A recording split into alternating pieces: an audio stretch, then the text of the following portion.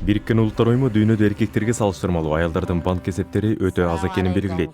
Салам, кандайсың Абали? Түштүк Азия, Жакынкы Чыгыш жана Түндүк Африкада бул көрүнүш кеңири жайылган. Абу Алинин чарбасынан банандын жалбырактарын алам. Андан корзина жасайм. Аялдар үчүн микрофондду балдарды коргоо уюму 1994-жылы түзгөн. Мен бир аптанын ичинде кардарларга жеткирип беришим керек. Мүлкү жок болгондуктан банктан кредит ала албаган аялдарга микрофонд жардам берет. Микрофонд аркылуу аялдардын финансылык абалын жакшыртып, финансылык тармакка аралаштыргыбыз келет. 2006-жылы 25 000 жолу карыз берилген. Менде жакшы долбоор бар болчу, бирок каражат жок эле. Аялдар үчүн фондко барып, керектүү материал сатып алдым. Бул аялдардын мүлкү жок болгондуктан банктар аларга карыз бербейт.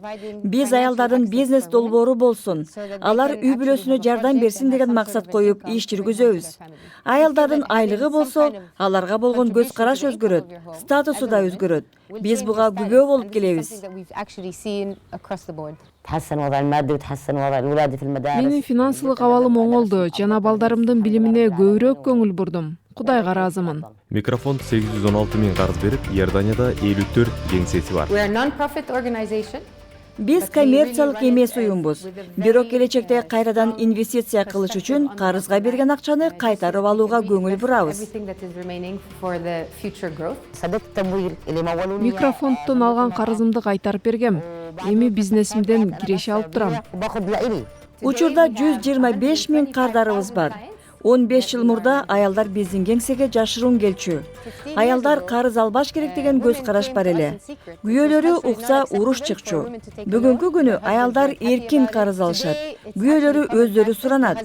Биз Иорданиянын көп аймактарында иш жүргүзөбүз. Бирок өлкөнүн ичинде кеңейүүгө деле мүмкүнчүлүктөр бар.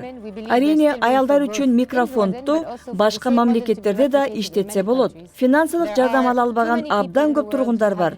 Аларга көмөк көрсөтүшүбүз керек.